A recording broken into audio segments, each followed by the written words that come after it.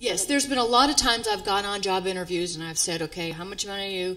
What are your circumstances? What do you offer? And it seems like there are times when you're starting over with every single one. It's a learning curve. Exactly.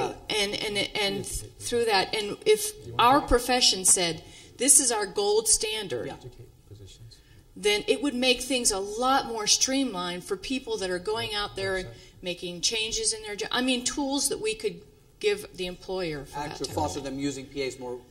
Right. Interesting concept. I can't say that we've ever addressed that directly. Okay. In the sense of looking at what's best practice for having a PA working within an institution, those are things that we are continuing to work on so that an institution knows that if you're going to have a PA in, for example, administration or a PA in a clinical practice area, that we have some basic guidelines for them.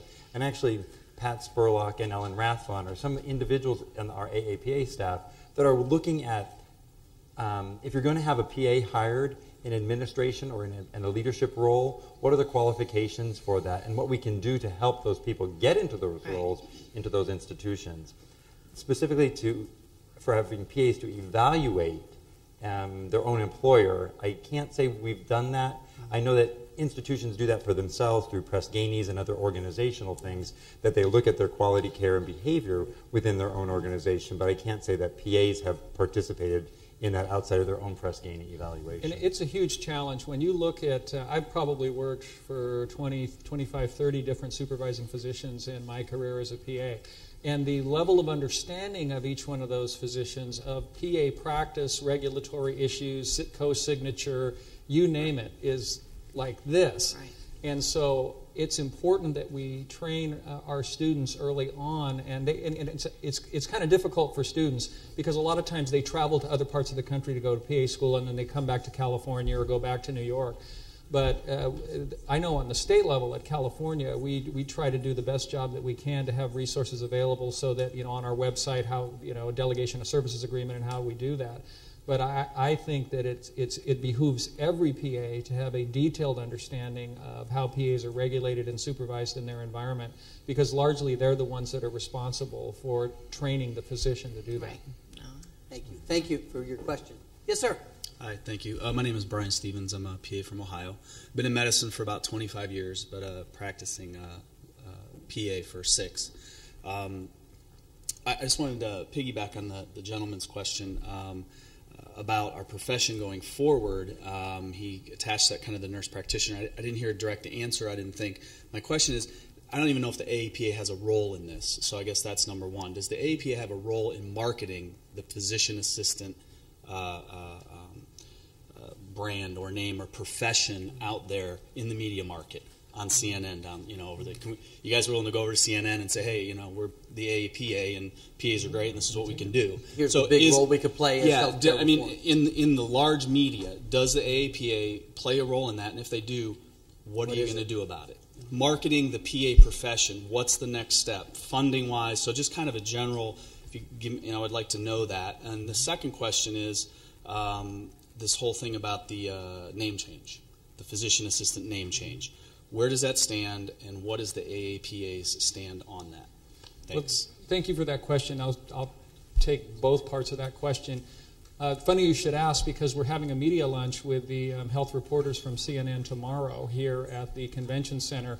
And over my year as president, and under Bill's leadership and under the leadership of the communications department of the AAPA, we have targeted a series of reporters. So every time that I'm in Washington, we go to the Examiner group, we talk with people from NPR, talk to Janet Adamy at the Wall Street Journal, and not necessarily to stimulate stories. We want to have these people understand our role within the healthcare system, understand how we integrate in healthcare reform. They had lots of questions about that, and it has generated some significant stories. We had a media day where we got together the editors of big magazines that resulted.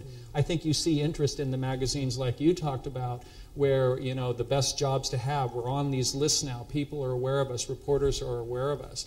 And but the difference, and I hear this all the time, that how come, look at the nurses are doing, they're doing this, or look at the physicians are doing. It's a matter of size. When you look at the PAs, there's 75,000 of us.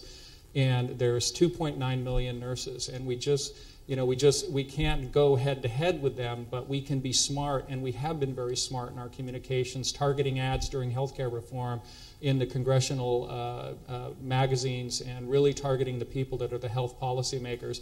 And it's paying off. We're being recognized. We're being recognized in the media. We're generating much more interest. On the name issue, I know it's an important issue for a lot of people. And our policy on that, we have an official policy in the AAPA that the name of the profession is the official name, physician assistant. It was adopted in 2000. It was reaffirmed, I believe, in 2005. Our policies are set by the 241 PAs who come to our House of Delegates, which is happening right now over at the Marriott Marquis Hotel. And those people are elected by the thousands of PAs that reside in the states across all the jurisdictions and the specialty organizations. So until that time, physician assistant is the official name of the profession and will remain so until somebody comes to the House of Delegates and convinces our House of Delegates that it should be different. Okay. Yes, sir. Hi, Tom McBride. I work in New York State. Steve, you know that the gentleman asked the question I was going to ask tonight, but I want to focus the question towards your involvement with social media. I know that's up and coming, and we're going to have to continue to deal with what we're seeing. I wanted to name, possibly not by the specific website, but a website that was physician only, that had a blog addressing the name change issue, and it seemed like the doctors seemed really threatened by this. They were threatened by the doctorate of nurse practitioner, that they would be called doctors, and that we just want to have more clout. I actually am not a proponent for a name change at all. I just think that there may be a spot, perhaps to poll it and to see what people's opinions are. Mm-hmm. Would the AAPA consider doing that? And secondly, if we do see inappropriate speech in blogs and we feel that we start to get involved too much with it, and perhaps inappropriate dialogue and contrasting thoughts, how does the AAPA address that? I mean, if we are going to be involved in social media, is there going to be any policing? Is there going to be any decisions to put policies out on how we behave in those blogs? Mm-hmm. I had a couple of thoughts I can share. And then I have some thoughts. Yeah. Why don't you start? In terms of the polling issue, and I appreciate you raising that, I think there has been either a perception or a reality, and I guess the two go close in hand, that there's been a resistance to that, because if we poll and a majority of folks say we want X, then that's what we have to do, which really isn't true. Our policies are set by the House of Delegates. So one of the things we're looking at in the next upgrade of the website that we're working on is to be able to facilitate not only on a name change issue, but on any range of issues that are of interest to the broad profession. What's the pulse of the profession, or at least those that choose to participate in the poll? How folks respond isn't always going to align with how the House decides to move from a policy perspective. It's an opinion poll among a constituency that we serve. I don't think there's any opposition to that. Right now, we don't have the technology in place to do it, but we've talked a lot, with staff. We have great interest in moving in that direction. As you know, I'm pretty involved in social media, Twitter and Facebook, and on some of the forums I've been fairly active and stuff. And to be honest with you, the level of discourse of some of these venues that allow people to be anonymous and talk about issues is a little bit disheartening at times. And I have just really surprised at the vehemence and the you know what I'm talking about, the vehemence of some of the comments when you get behind a monitor and a keyboard and you have an anonymous screen name. You feel like all your courtesy and collegiality and decorum goes out the window. I don't think there's any way to police that. I think that there's always going to be people that are going to use that vehicle to express their frustration about whatever it is they see. I just know that the physicians who do work with PAs on a regular basis support what we do, and I think I find a lot of times on some of those blogs you find that it is self-policing, but it can be really a messy business, and that's why it's difficult sometimes for me to keep my calm when I'm responding to those things. I'm being honest with you, because it's really, really difficult when people are allowed to say things without any consequences. It's true in every